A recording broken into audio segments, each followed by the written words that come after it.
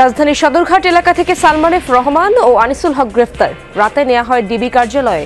সাবেক স্বরাষ্ট্রমন্ত্রীর খোঁজে গ্যান্ডারিয়ার এক বাড়িতে তল্লাশি। আমরা ফার্স্টে এখানে শুনতে পাইছি যে এখানে এই বিল্ডিং আছে। আমরা এখানে সন্দেহজনক কোনো কিছুই পাইনি। ওই বিল্ডিংটা চেক করছি, একদম ছাদ থেকে নিচ পর্যন্ত আন্ডারগ্রাউন্ড যা ছিল, বাড়ির সানসেট, আলমারি, টাঙ্কি। রিকশায় ঝুলে থাকা নাফিজের নিথর দেহের ছবি এখন ইতিহাস। বিজয় এলেও মায়ের কোলে ফেরা হয়নি তরতাজা তরুণের। জেগে থাকলো মনে হয় শুধু ওই চেহারাটাই দেখি আমার বাচ্চাটা সাদা কাপড়টা সরাইলো, সারা মুখে আঘাতের চিহ্ন। আবার ছেলে রেজে গুলি করতে ভিতর দিয়ে বের হয়ে গেছে, রক্ত বের হইতেছে। লুটপাট ও অর্থ পাচারের সহযোগী হবে না কেন্দ্রীয় ব্যাংক, প্রত্যয় নতুন গভর্নরের। মূল্যস্ফীতি নিয়ন্ত্রণ আর ভঙ্গুর ব্যাংকিং খাতকে সঠিক পথে ফেরানোই চ্যালেঞ্জ।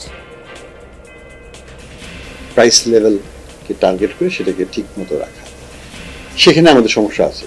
মূল্যস্ফীতি ব্যাপকভাবে বেড়ে গেছে এবং গত মাসে যে ডেটা এসছে সেটা তো আমাদেরকে চেয়ার থেকে ফেলে দেওয়ার উপর, মানে কোথায় কমবে সেটা আরো উপরের দিকে আরো কয়েক পার্সেন্টেজ পয়েন্ট বেড়ে। কোটা আন্দোলনে মেট্রো রেলের দুটি স্টেশন ভাঙচুরের সময় লুট হয় অটোমেশন কম্পিউটার সহ লাইট ও ফ্যান। স্টেশন চালু করতে লাগবে 2-3 মাস। আত্মগোপনে বন্দর নগরীর বিভিন্ন সেবা সংস্থার প্রধানরা। ব্যাহত কার্যক্রম, এই সংস্কৃতি অনাকাঙ্ক্ষিত বলছে সচেতন মহল।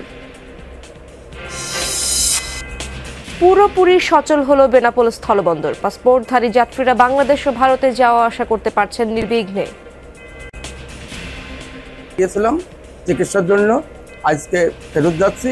আমার আসায় যাওয়ার কোনো প্রবলেম হয়নি। অর্ডার সব কিছু ঠিক আছে, পরিবেশও সুন্দর, আর স্বাভাবিকভাবে যাওয়া যাচ্ছে, কোনো হয়রানি বা কোনো কিছু হচ্ছে না।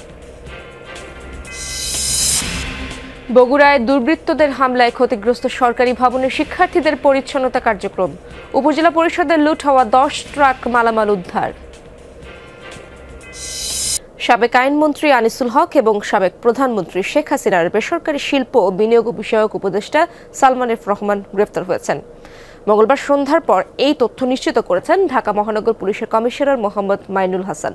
রাজধানীর নিউমার্কেট থানার একটি হত্যা মামলায় তাদের গ্রেফতার করা হয়েছে। কোটা সংস্কারের দাবিতে বৈষম্য বিরোধী ছাত্র আন্দোলনের কর্মসূচি চলাকালে 16 জুলাই ঢাকা কলেজের সামনে 2 জন নিহত হন। তাদের একজন ছাত্র ও একজন হকার। এই ঘটনায় নিউমার্কেট থানায় 2টি হত্যা মামলা হয়েছে। এসব হত্যায় ইন্ধনদাতা হিসেবে 2 জনকেই গ্রেফতার করা হলো। নৌপথে পালিয়ে যাওয়ার সময় ঢাকার সদরঘাট এলাকা থেকে সালমান এফ রহমান এবং সাবেক আইনমন্ত্রী আনিসুল হককে গ্রেফতার করেছে পুলিশ। ছাত্র জনতার আন্দোলনের মুখে শেখ হাসিনা 5 আগস্ট পদত্যাগ করেন। দেশ ছাড়ার পর থেকেই তার মন্ত্রিসভার সদস্যরা রয়েছেন আত্মগোপনে।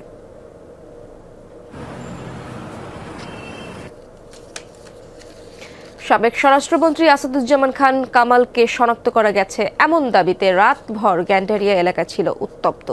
সন্দেহজনক একটি বাড়ি ঘেরাও করে শিক্ষার্থী ও স্থানীয়রা, তবে সাধারণ মানুষকে তল্লাশি চালানোর অনুমতি না দেয়ায় সেনাবাহিনীকে খবর দেওয়া হয়। পরে পাশাপাশি 2টি বাসভবন সার্চ করেও সাবেক স্বরাষ্ট্রমন্ত্রীকে পায়নি সেনা সদস্যরা। উপস্থিত এলাকাবাসীর অভিযোগ, পরিকল্পিতভাবে পেছনের গেট দিয়ে আসাদুজ্জামান খানকে সরিয়ে নেওয়া হয়েছে।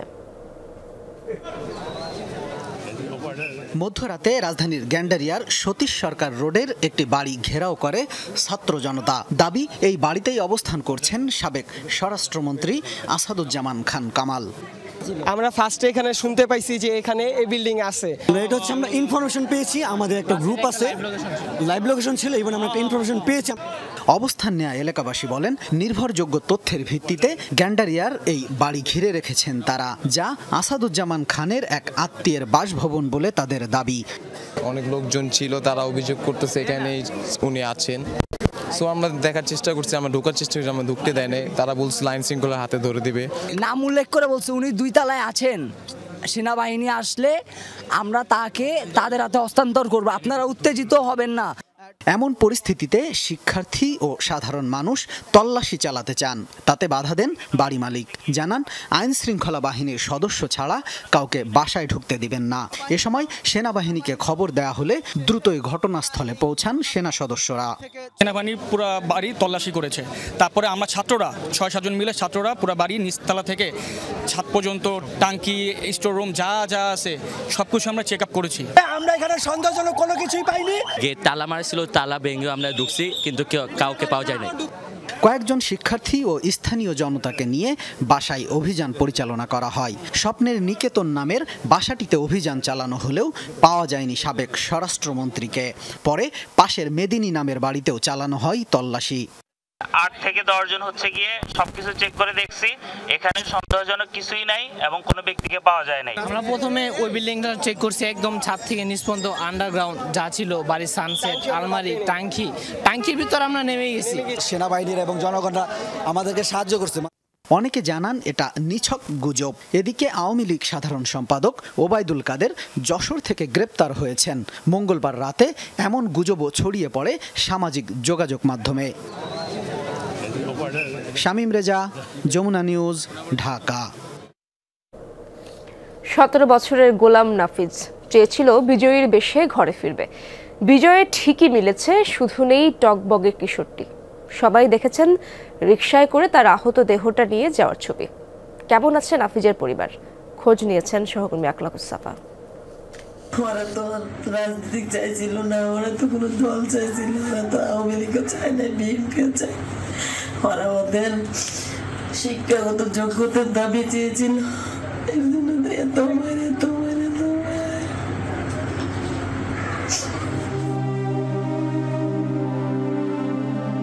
আন্দোলনের শুরু থেকেই সক্রিয় ছিল নাফিজ। মা আর ভাইকে বলে গিয়েছিল বিজয় না নিয়ে ফিরবে না। বিজয় ঠিক একদিন আগেই প্রাণটা তার চলে যায় মুহুর্মুহু গুলিতে। 4 আগস্ট ফার্মগেট এলাকায় গুলিবিদ্ধ হওয়ার পর নাফিজের আহত দেহটা টেনে তোলেন রিকশা চালক নুরু। বলেন সেদিনের কথা। ওই টাইমে তো আমারই হাত পা কাঁপতাছে। আমি তাকে দৌড়া নিচের থেকে মাটির থেকে ধৈরা উপরে উঠাইছি। উপরে উঠাইয়া আস্তে করে খালি কোনো রকম ওই পুলিশের থেকে সাইডে এই আলরাজি হাসপাতালে নিয়ে গেছি। তারাও কিন্তু রাখে নাই, কেউ ধরতে চায় নাই। শেষ পর্যন্ত আমার গাড়িটা সহকারে আমারও সহকারে পুইরা দিতে চাইছিল। তখন আমি বাধ্যমূলক আস্তে আস্তে নিয়ে যায় ওই যে চক্ষু হাসপাতালে এখানে লয়ে গেছি খামারবাড়ি। আমি জিজ্ঞাসি ওনার ঠিকানা বিচারছি, ঠিকানাও পাইনি। ওনার গার্জিয়ানকে ফোন দেবো যে সেটাও আমি পাইনি।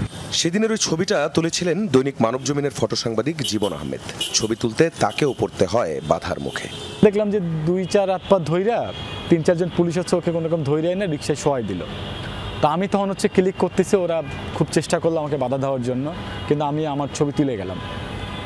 ফাইনালি যখন ওকে বের করতেছি তখন আমি দেখলাম যে ওর মাথায় পতাকা রয়েছে এবং ও পাদানির সাথে ঝুলে আছে। হ্যাঁ, এবং ছেলেটা আমার দিকে তাকায় আছে। পরিবার তখনও জানে না নাফিজ আর নেই। বিভিন্ন হাসপাতাল ঘুরেও পাওয়া যাচ্ছিল না প্রিয়জনকে। রাইফেলের ইয়া দিয়ে মারছি, আঘাত করছি, এটাও আমার মনে কষ্ট লাগে না, কিন্তু সর্বশেষ কষ্ট লাগে যে আবার ছেলের যে গুলি করতে ভিতর দিয়ে বের হয়ে গেছে, রক্ত বের হইতেছে, কাপড়গুলি লাল হয়ে গেছে। আমি ভিতরে কি করলি রে? আমি রাতে ঘুমাতে পারি না ওই রুমে। যখন আমি এই রুমের দিকে আসি বা এই রুমে বসি, আমি খালি ফিল করি যে আমার ভাইয়ের এই রুমটা এত কিছু, এত স্মৃতি। শেষমেশ মধ্যরাতে শহীদ সোহরাওয়ার্দী মেডিকেল কলেজ ও হাসপাতালের মর্গে পাওয়া যায় নাফিজের ক্ষতবিক্ষত নিথর দেহটা। জেগে থাকলো মনে হয় শুধু ওই চেহারাটাই দেখি আমার বাচ্চাটা সাদা কাপড়টা সরাইলো, সারা মুখে আঘাতের চিহ্ন, ঠোঁটটা কালো হয়ে আছে, সারা মুখে রক্ত শুকিয়ে আছে, কপালে প্রচুর পরিমাণের আঘাতের চিহ্ন, গালে আঘাতের চিহ্ন, নাকে আঘাতের চিহ্ন, ঠোঁটে আঘাতের চিহ্ন। মানে আমি আসলে কি দেখলাম। বাংলাদেশ নৌবাহিনী কলেজে এইচএসসি প্রথম বর্ষের ছাত্র ছিল নাফিস। স্বপ্ন ছিল সেনা অফিসার হবে, শখ ছিল কয়েন সংগ্রহ করা। ছেলেকে হারিয়ে মা বাবা বেঁচে আছে সেই স্মৃতি নিয়েই। স্বজনেরা চায় বীরের পরিচয় পাক তাদের নাফিস। আকলাকুস সাফা, যমুনা নিউজ, ঢাকা। মূল্যস্ফীতি নিয়ন্ত্রণ এবং ভঙ্গুর ব্যাংকিং খাত ঠিক করাই মূল চ্যালেঞ্জ, এমনটাই ভাবেন বাংলাদেশ ব্যাংকের নতুন governor doctor Ahsan H Mansur. Bank খাত সংস্কারের স্বল্প ও মধ্যমেয়াদী পরিকল্পনা গ্রহণের কথাও জানান তিনি। যে কোনো মূল্যে লুটপাটকারীদের বিচারের মুখোমুখি করার কথাও বলেন নতুন গভর্নর। আলমগীর হোসেনের রিপোর্টে বিস্তারিত। বর্তমানে সবচেয়ে বড় মাথাব্যথার কারণ উচ্চ মূল্যস্ফীতি। কারণ জিনিসপত্রের বাড়তি দামে সবচেয়ে বেশি বেকায়দায়ী নিম্ন ও মধ্যবিত্তরা। জুলাই শেষে এই চাপ বেড়েছে আরও। সার্বিক মূল্যস্ফীতি বেড়ে দাঁড়িয়েছে 11.66%, আর খাদ্য মূল্যস্ফীতি 14%-এর উপরে, যা গত 1.5 দশকের মধ্যে সর্বোচ্চ। এই মূল্যস্ফীতি নিয়ন্ত্রণকে বড় চ্যালেঞ্জ হিসেবে দেখছেন নতুন গভর্নর। মূল্যস্ফীতিকে ঠিক রাখা, অর্থাৎ যেটাকে আমরা বলি প্রাইস লেভেলকে টার্গেট করে সেটাকে ঠিক মতো রাখা, সেখানে আমাদের সমস্যা আছে। মূল্যস্ফীতি ব্যাপকভাবে বেড়ে গেছে এবং গত মাসে যে ডেটা এসছে সেটা তো আমাদেরকে চেয়ার থেকে ফেলে দেওয়ার উপর কম, মানে কোথায় কমবে সেটা আরো উপরের দিকে আরো কয়েক পার্সেন্টেজ পয়েন্ট বেড়ে গেল। তো এখান থেকে কমানোটা তার মানে চ্যালেঞ্জটা আরো বড় হয়ে গেল। এরপরই গুরুত্ব দেওয়া হবে ভঙ্গুর ব্যাংকিং খাতের উন্নয়ন এবং সংস্কারে। 4 লাখ কোটি টাকার বেশি খেলাপি ঋণ নিয়ে বিপর্যয়ের মুখে দাঁড়িয়ে আছে অর্থনীতির গুরুত্বপূর্ণ এই খাতটি। ইমিডিয়েট মেজার আর কিছু হচ্ছে মধ্যমেয়াদী পরিকল্পনা করেই করতে হবে, যেটাকে আমরা বলি টেকসই কাঠামোগত পরিবর্তন করতে হবে স্ট্রাকচার, এবং সেখানে কিন্তু ব্যয় সাপেক্ষ। ব্যাংকগুলো তো লুট হয়ে শেষ হয়ে গেছে, এখানে অর্থায়ন করতেই হবে সরকারকে কোনো না কোনোভাবে। এটা করতে লক্ষ কোটি টাকার উপর লাগবে, 1 লক্ষ লাগবে না, 2 লক্ষ লাগবে না, 3 লক্ষ কোটি লাগবে, আমি জানি না। লুটপাটের মাধ্যমে ব্যাংকিং খাতকে যারা আজকের এই অবস্থায় নিয়ে এসেছে, যে কোনো মূল্যে তাদের বিচারের মুখোমুখি করা হবে বলে জানান নতুন গভর্নর। যারা এটা করেছে তারা যদি শাস্তির আওতার বাইরে থাকে, তাদের সম্পত্তিকে যদি ক্রোক করে না নিয়ে আসা যায়, তাহলে কিন্তু অন্যরা আবার এই কাজটি করবে। তাদেরকে ধরার ব্যবস্থা করতে হবে, কিন্তু সর্বাত্মক চেষ্টা করতে হবে দেশীয় আইন, আন্তর্জাতিক আইন এবং আন্তর্জাতিক সংস্থাগুলোর হেল্প নিয়ে তাদেরকে যেন আমরা ছেড়ে না দিই। তাদেরকে আইনের আওতায় আনতে হবে, চেষ্টা করতে হবে দেশের মাটিতে ফিরিয়ে নিয়ে এখানে বিচার করা। ব্যাংকিং খাতে সুশাসন ফিরিয়ে আনতে সব ধরনের উদ্যোগ নেওয়া হবে, স্বাধীনতা দেওয়া হবে তদন্তকারী কর্মকর্তাদের। তো সেন্ট্রাল ব্যাংককে আবার তার কেন্দ্রীয় যে ভূমিকা, banking regulation, banking enforcement of regulation, supervision department আছে, কমপ্লায়েন্স ডিপার্টমেন্ট আছে, অডিট ডিপার্টমেন্ট আছে, প্রত্যেকটা অঙ্গই কিন্তু গুরুত্বপূর্ণ এবং তাদেরকে পরিপূর্ণভাবে কাজ করার সক্ষমতা দিতে হবে এবং কাজ বুঝে নিতে হবে। বাংলাদেশ ব্যাংক আর লুটপাট এবং অর্থ পাচারে সহযোগী হবে না বলেও আশ্বাস দেন নবনিযুক্ত governor doctor Ahsan H Mansur. লুটপাটের সহযোগী কেন্দ্রীয় ব্যাংক হবে এটা তো কারো প্রত্যাশা নয়। আলমগীর হোসেন, যমুনা নিউজ, ঢাকা। মেট্রো রেলে আগুন দেয়া হয়নি বলছেন প্রত্যক্ষদর্শীরা। পুলিশ বক্সের আগুন আর ওভারব্রিজের প্লাস্টিকের ছাদ পুড়ে লেগেছে ধোঁয়ার তাপ। তবে ক্ষতিগ্রস্ত মিরপুর 10 ও কাজীপাড়া স্টেশন চালু করতে 2-3 মাস সময় লাগতে পারে বলছেন বিশেষজ্ঞরা। ডিএমটিসিএল এর ব্যবস্থাপনা পরিচালক বলছেন, তদন্ত শেষে ক্ষয়ক্ষতির পরিমাণ জানা যাবে। ছাত্র জনতার আন্দোলনকালে মেট্রো রেলের এই ছবি ভাইরাল হয় সামাজিক যোগাযোগ মাধ্যমে। সরকার পতনের 1 সপ্তাহ পার হয়েছে, অনেকটাই স্বাভাবিক হয়েছে জনজীবন। স্পষ্ট হয়ে উঠছে মিরপুর 10-এর ক্ষত স্থানগুলো। পুড়েছে পুলিশ বক্সও, ছাদহীন কঙ্কালের মতো পড়ে আছে ওভারব্রিজ। টিনগুলো তো মানে আপনার অরিজিনাল টিন ছিল না, প্লাস্টিকগুলো ছিল, যার কারণে আগুন লাগার সাথে সাথে এগুলা জ্বলে গেছিল। 2টা লেয়ারের মাঝখানে হয়তো সাদা আপনার সুতা জাতীয় কিছু ছিল, লাস্টে একদম পুরো যাওয়ার পর মানে 2-3 দিন পর ওই আবরণটা দেখা গেছে। প্রত্যক্ষদর্শীরা বলছেন, টিয়ার শেল নিক্ষেপের পর পুলিশ বক্সে আগুন দেয়া হয়। পুলিশ বক্সের সে আগুনে ঝলসে যায় বা পুড়ে যায় এর উপরে থাকা ওভারব্রিজটি, এবং সেই আগুনের তাপ লাগে মেট্রো যেই লাইনে চলছিল সেই স্থাপনার নিচের অংশ। প্লাস্টিকের তৈরি টিন দিয়ে ওভারব্রিজের ছাদ দেয়া হয়েছিল, সেখান থেকেই কালো ধোঁয়ার কুণ্ডলী তৈরি হয় বলে জানান প্রত্যক্ষদর্শীরা। মেট্রোতে কিন্তু আগুন লাগে নাই, নিচে যেটা বক্স ছিল ওখানে আগুন লাগানো হয়েছিল। মেট্রোতে যে ভাঙচুর হয়েছে এটাতে আমি খুবই দুঃখজনক, কারণ এটা আসলে আমাদের দেশের সম্পদ। পুলিশ বক্স থেকে মেট্রো স্টেশন দূরে থাকায় সেখানে আগুন পৌঁছাতে পারেনি। বাহ্যিক আবরণেও মিরপুর 10 বা কাজীপাড়া স্টেশনে ক্ষতচিহ্ন খুব একটা নেই। তবে বিক্ষুব্ধরা ভাঙচুর চালিয়েছে 2 স্টেশনেই, লুটপাট হয়েছে অটোমেশন, কম্পিউটার সহ লাইট, ফ্যান আরও অনেক কিছু। উত্তরার যে ডিপো আছে সেখান থেকে আসলে রিমোটলি কিন্তু এটা আমরা নিয়ন্ত্রণ করি, যেহেতু সিগন্যাল সিস্টেম এবং কমিউনিকেশন সিস্টেমে কোনো ক্ষতিগ্রস্ত হয়নি। ট্র্যাকও কিন্তু ঠিক আছে এবং কোনো কোচেও কিন্তু অগ্নিসংযোগ হয়নি। ট্রেন কিন্তু চলাচলে এখানে আমি কোনো সমস্যা দেখছি না। এই প্রকৌশলী বলছেন মেট্রো রেল চলাচলে বাধা নেই। স্টেশনের কম্পিউটার ও মেশিন প্রতিস্থাপন সহ সব মিলিয়ে 50 কোটি টাকার বেশি খরচ হবে না। এর আগে 350 কোটি টাকা খরচ হবে বলে জানানো হয়েছিল। প্রকল্প কিন্তু চলমান আছে, আমাদের হাতে নকশা আছে। এই নকশা দিলে কিন্তু আমি মনে করি 2 থেকে আড়াই মাসের মধ্যে এই যন্ত্রাংশ যেগুলো ক্ষতিগ্রস্ত হয়েছে এটা তৈরি করে জাপান থেকে আবার বাংলাদেশে আনা সম্ভব। কংক্রিটের যে স্থায়িত্ব বা কংক্রিটের যে ফোর্স নেওয়ার যে সক্ষমতা কমে গেছে কিনা এটা যাচাই বাছাই করা সম্ভব। কমিটি গঠন করা হয়েছে, আমার কাছে এখনো রিপোর্টটা আইসা পৌঁছে নাই। আমাদেরকে তো ওই যে কার্য দিবস দেওয়া হয়েছে, আপনারা তো জানেন যে বিভিন্ন কারণে অফিস বন্ধ ছিল। আমরা আশা করি এটা দ্রুত পেয়ে যাব। মেট্রো রেল যাত্রার পর থেকে এই রুটে গণপরিবহন কমেছে, তাই মেট্রো বন্ধে ভোগান্তিও বেড়েছে অনেক। মানে আমার প্রায় 2 ঘন্টা সময় লাগছে মিরপুর থেকে গুলিস্তান পৌঁছতে। ওইভাবে বাসটা যাইতে একটু সময় লাগতেছে আমার আর কি, তো মেট্রোটা থাকাতে একটু সুবিধা হয়েছে। মেট্রোটা যত তাড়াতাড়ি খুলে দেওয়া যায় ততটাই ভালো হয়। নগরবাসীর ভোগান্তি রোধে শনিবার থেকে চালু হচ্ছে মেট্রো রেল।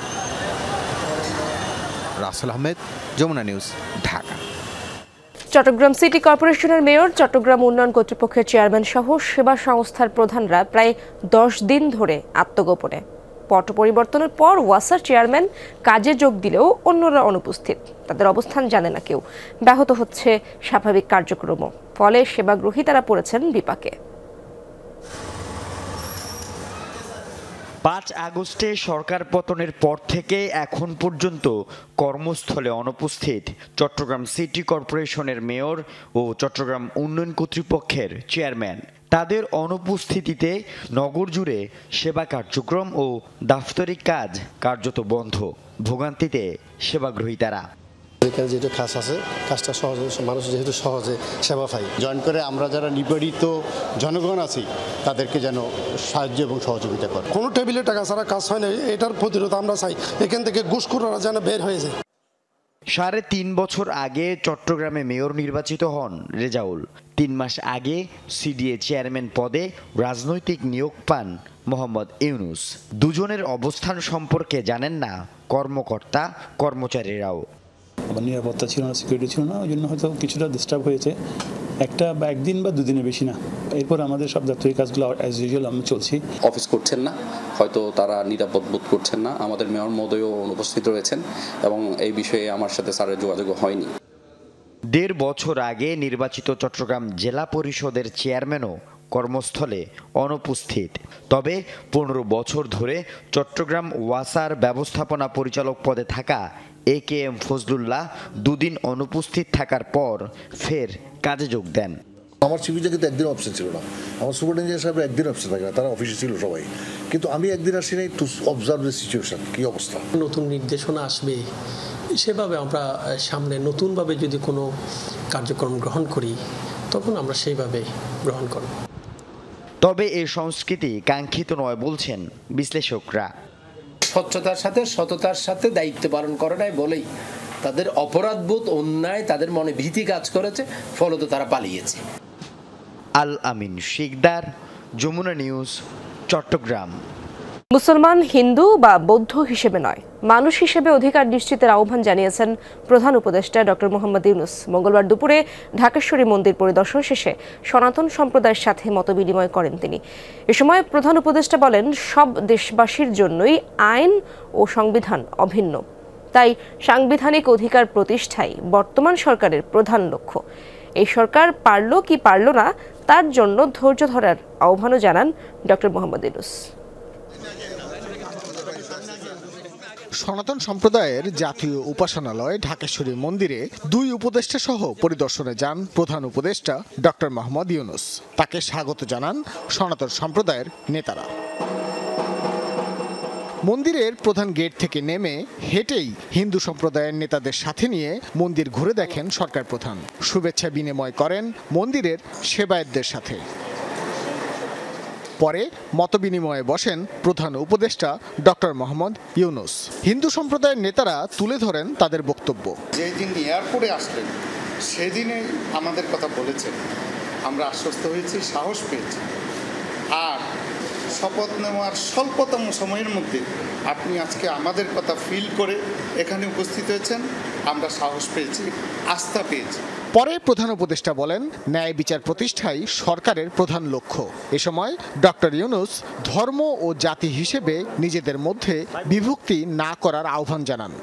আমাদের গণতান্ত্রিক যে আকাঙ্ক্ষা, সেখানে আমরা বিবেচিত মুসলমান হিসেবে নয়, হিন্দু হিসেবে নয়, বৌদ্ধ হিসেবে নয়, মানুষ হিসেবে আমাদের অধিকারগুলো নিশ্চিত হোক।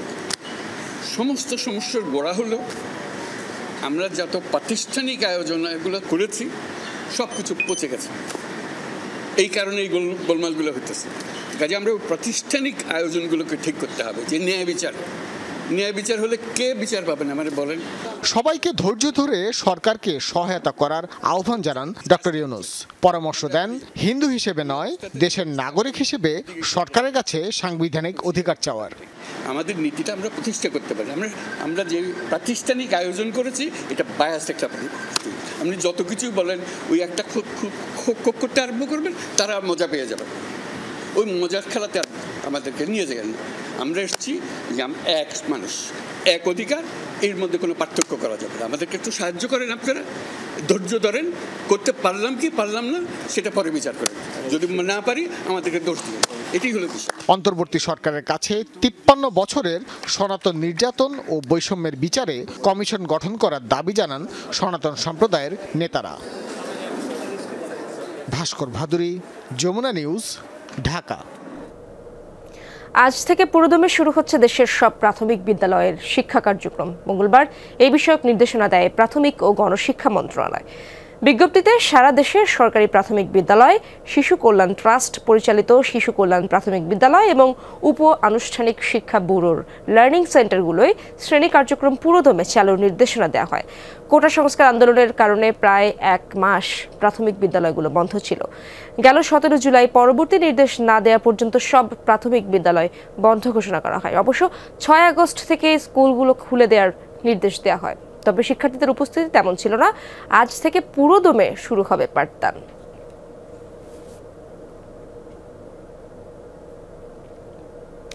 প্রাথমিক বিদ্যালয়ের কার্যক্রম শুরুর ব্যাপারে আরও খবর জানার চেষ্টা করব। আমার সহকর্মী ফয়সাল মাহমুদ রয়েছেন রাজধানীর মতিঝিল সরকারি প্রাথমিক বিদ্যালয়ে, সরাসরি যাচ্ছি তার কাছে। ফয়সাল, সকালের শিফট তো 7টায় শুরু হওয়ার কথা, কেমন দেখছেন কোমলমতি শিক্ষার্থীদের উপস্থিতি? ইশরাত, আপনি জানেন যে বৈষম্য বিরোধী ছাত্র আন্দোলনের কারণে প্রায় 1 মাসের মতোই সরকারি প্রাথমিক বিদ্যালয়গুলো বন্ধ রয়েছে। তো সেই বন্ধ কাটিয়ে আজকে থেকে আবারও পাঠদান শুরু হয়েছে।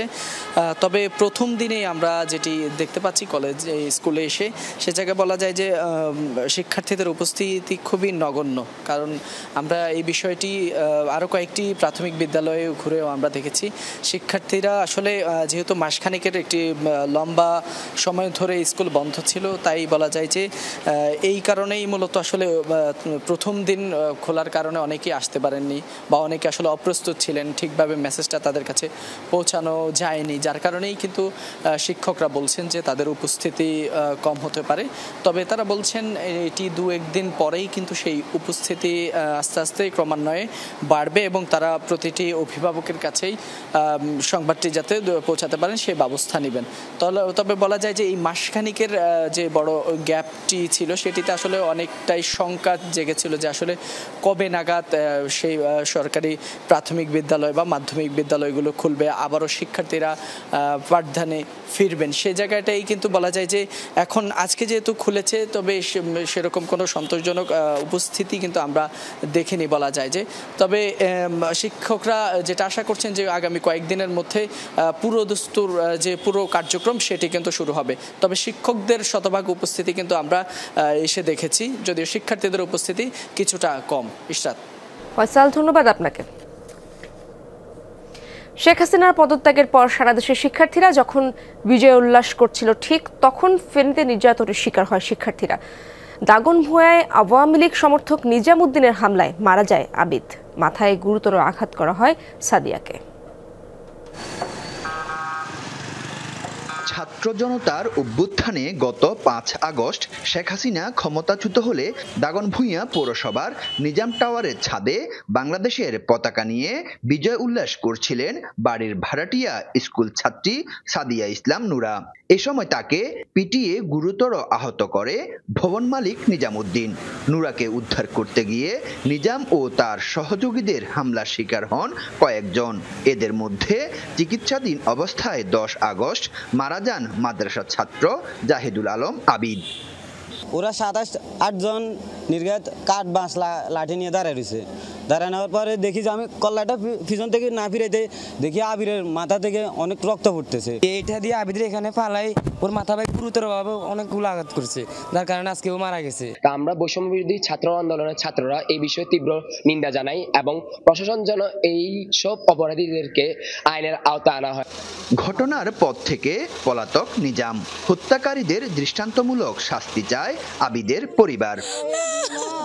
আমার বাইরে যারা হত্যা করছে তাদের আমি বিচার চাই, আমার আর কিছু চাই না। আইনগতভাবে আমরা মামলা করছি, এটার আমরা সুষ্ঠু বিচার চাই। আমার হুতের জন্য বিচার চাই, খুনের বদল আমার হুতেরে ফাঁসি চাই। আমার বাপেরে মারছে শুনে আমার ভাইও দৌড় দিয়ে গেছে, কয়াতেরে মারাতে কোটা আন্দোলন করছে বলে আমরা বাইরে ঘরে থাকতে পারি না। পুলিশ বলছে মামলা হয়েছে, তদন্তের পর আসামিদের বিরুদ্ধে আইনানুগ ব্যবস্থা নেওয়া হবে। ভিকটিমের পরিবারের পক্ষ থেকে অভিযোগের অপেক্ষা করতেছি, তারা অভিযোগ দায়ের সাপেক্ষে অভিযোগের প্রেক্ষিতে আমরা ব্যবস্থা নিব। আবিদ স্থানীয় একটি মাদ্রাসায় হিফজ বিভাগের ছাত্র ছিলেন।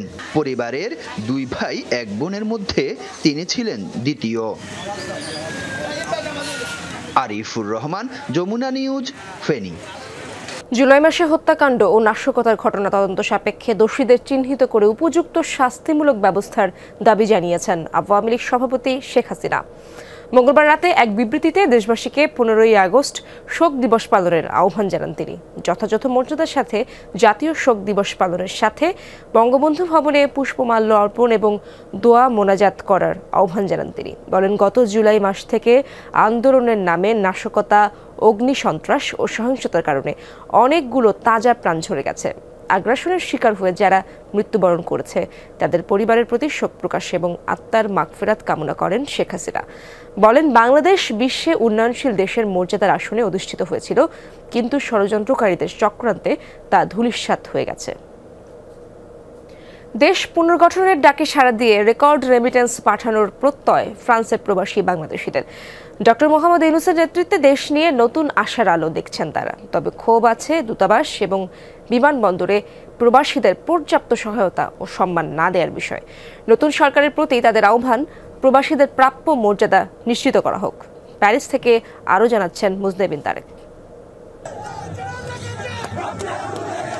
দেশে বৈষম্য বিরোধী আন্দোলন যখন সফল, তখন সেই ঢেউ এসে আছড়ে পড়ে কয়েক হাজার মাইল দূরের দেশ ফ্রান্সে। সিটি অব লাভ খ্যাত প্যারিসের ঐতিহাসিক রিপাবলিক প্রাঙ্গণে আনন্দ মিছিলে সামিল হন প্রবাসী বাংলাদেশিরা।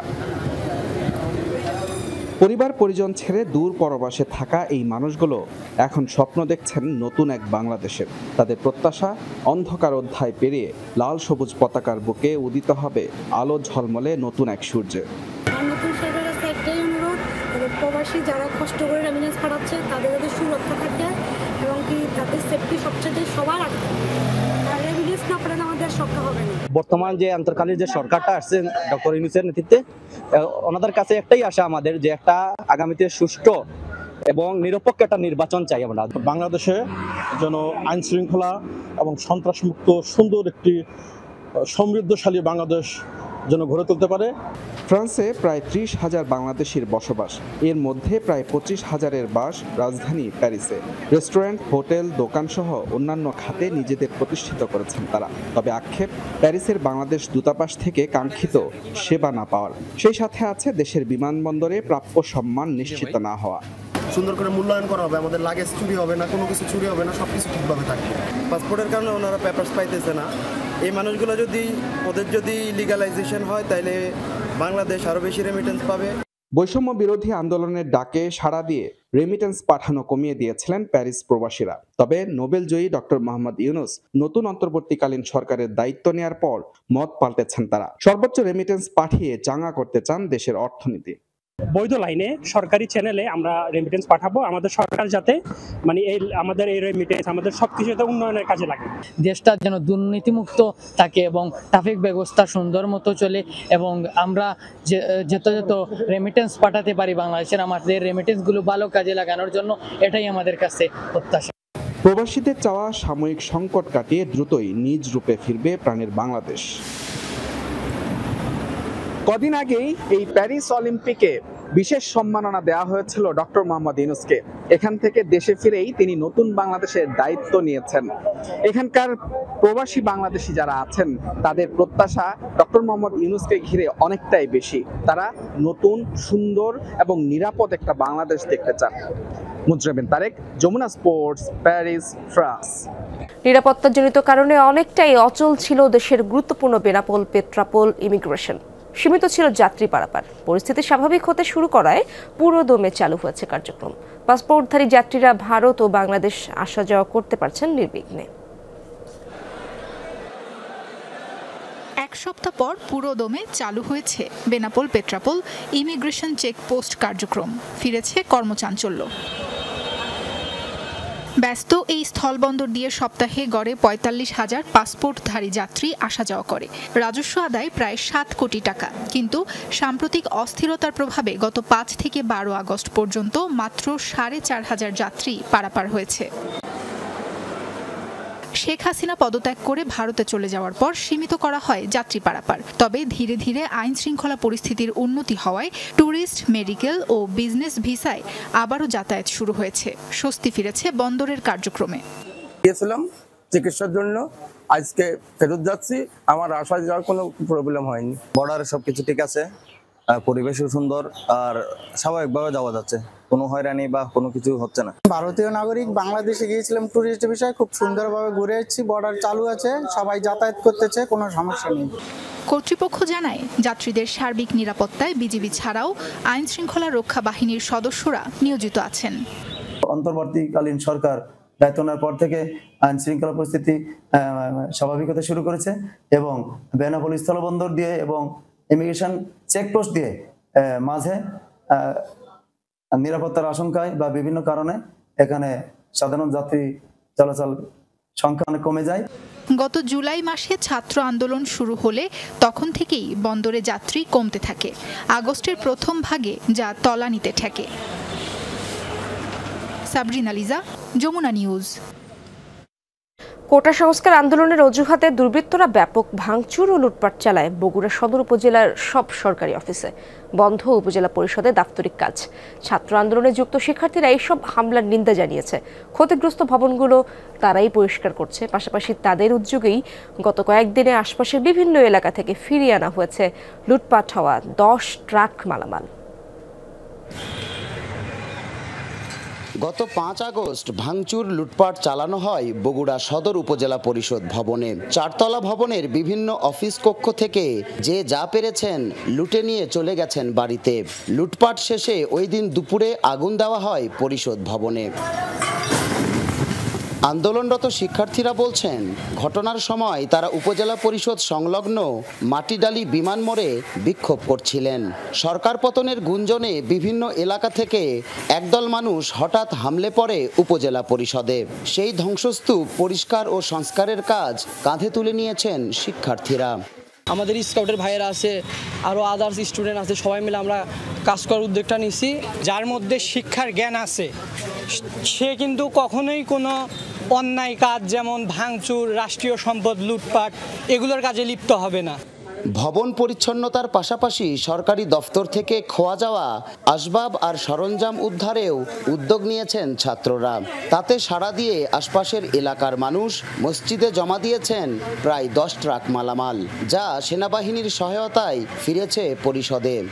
যতটুকু পারছি আমরা আজকে ভোর 5টায় বের হয়েছি, বের হয়ে প্রতিটা এলাকায় প্রতিটা মসজিদে আমরা সবাইকে জানিয়ে দিয়েছি যে আপনারা যেভাবে জিনিসগুলো নিয়ে এসেছেন আপনারা আপনাদের মনুষ্যত্বের দিক থেকে চেষ্টা করে যেগুলো আমাদের সম্পদ আমাদের জায়গায় যেন আবার ফিরিয়ে দিই।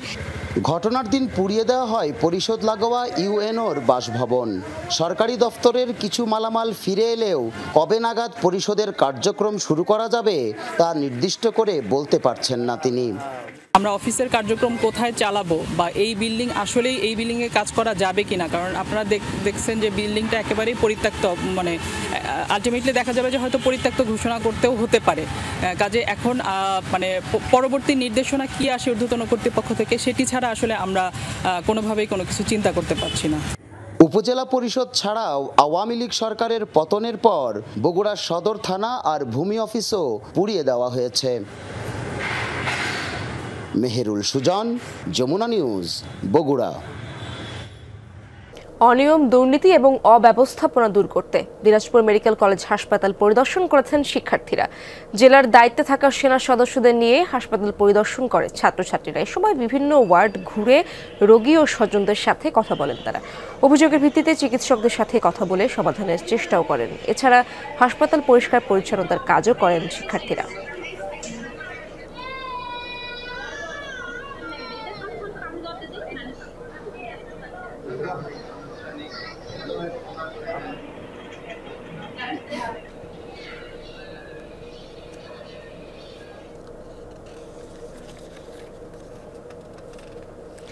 জামালপুরের শাওলাপাড়া জীর্ণ শীর্ণ দেয়ালগুলো শিক্ষার্থীদের রং তুলির ছোঁয়ায় হয়ে উঠেছে উজ্জীবিত। বিভিন্ন দেয়ালে গ্রাফিতির মাধ্যমে আন্দোলনের চিত্র তুলে ধরছে বৈষম্য বিরোধী আন্দোলনের শিক্ষার্থীরা। গ্রাফিতি, অঙ্কন ও ক্যালিগ্রাফির মাধ্যমে তারা দিচ্ছেন স্বপ্নের বাংলাদেশ গড়ার বার্তা। হঠাৎ করেই বদলে গেছে জামালপুরের বিভিন্ন দেয়ালের চিত্র। ফুটে উঠেছে ইতিহাস গড়া ছাত্র আন্দোলনের সব মুহূর্ত। সচেতনতা, সম্প্রীতির বন্ধন, প্রতিবাদ ও দেশ গড়ার প্রত্যয়। এটি জেলার প্রাচীন বিদ্যাপীঠ আশেক মাহমুদ কলেজের একটি দেয়াল। আঁকা হয়েছে ছাত্র আন্দোলনের প্রথম শহীদ আবু সাইদ, তার পাশে সাম্প্রদায়িক সম্প্রীতির বন্ধন। এরপরেই লেখা হয়েছে প্রতিবাদের ডাক। ক্যাম্পাস ছাড়িয়ে শহরের সরকারি বেসরকারি বিভিন্ন দেয়ালে রঙের তুলির আঁচড়ে আঁকা চিত্রের মাধ্যমে কাজ চলছে দেশ সংস্কারের। আবার কোনো চিত্র স্মরণ করে দিচ্ছে ছাত্র আন্দোলনে হেলিকপ্টার থেকে ছোড়াগুলিতে নিহত শিশুর কথা। শিক্ষার্থীদের মনে জায়গা করে নেয় আঁকা হয়েছে যমুনা টেলিভিশনের লোগো সম্বলিত চিত্র। দেশ হচ্ছে মা। এই মা যখন এতদিন শিকলে বন্দী ছিল তখন আসলে আমরা সবাই অনেক হতাশায় ছিলাম। ৭১-এর মুক্তিযুদ্ধের পরে আবার যখন নতুন করে বিজয় দেখতে পাচ্ছে তখন আসলে আমরা দেয়ালগুলোর মাধ্যমে আমাদের যে পরবর্তী কী করণীয়, আমাদের দেশ সংস্কারে কি কি লাগবে, আমাদের কি কি বুকে ধারণ করতে হবে, আমরা সেগুলো লিখছি। আমাদের চিত্রকলাগুলো হচ্ছে একটা আমাদের ভাষা প্রকাশের একটা রূপ। তো সেই জায়গা থেকে আমরা যেটা বলতে চাই সরকারের কাছে, আমরা যেটা বলতে চাই আমাদের জনতার কাছে, সেই কথাগুলোই আমরা তুলে ধরছি। শহরের আদালতপাড়া, গেটপার, ফ্লাইওভার, স্টেডিয়াম, উপজেলা পরিষদ ও বকুলতলা সহ বিভিন্ন দেয়ালে এখন এমন চিত্রের দেখা মেলে। সরকারি প্রতিষ্ঠান রয়েছে এবং আমাদের স্কুল কলেজের যে প্রতিষ্ঠানগুলো রয়েছে সেগুলোতে আমরা গ্রাফিটি করে আমরা এই ২৪-এর স্বাধীনতাকে ফুটিয়ে তোলার চেষ্টা করছি। সবগুলো ধর্মের আর কি বিষয়টা উল্লেখ করা হচ্ছে। আর এই যে আমাদের ছাত্ররা যে হচ্ছে তাদের এত কষ্টের বিনিময়ে যে সফলতাটা পাইলো সেখানেও যে বিজয় উল্লাসের পতাকাটা আর কি আঁকার চেষ্টা করতেছি। দেওয়ালিকার মাধ্যমে আমরা এটা ফুটিয়ে তোলার চেষ্টা করছি যে আমরা সকলেই এক, আর আমরা চাই যাতে সংখ্যালঘুদের উপর আক্রমণ না হোক। ব্যতিক্রমী এই কার্যক্রমে অংশ নেয় বিভিন্ন শিক্ষা প্রতিষ্ঠান ও মাদ্রাসার শিক্ষার্থী সহ পেশাদার চিত্রশিল্পীরা। দেয়ালের এমন চিত্রকর্ম নজর কাড়ছে সবার। সাগর ফরাজি, যমুনা নিউজ, জামালপুর।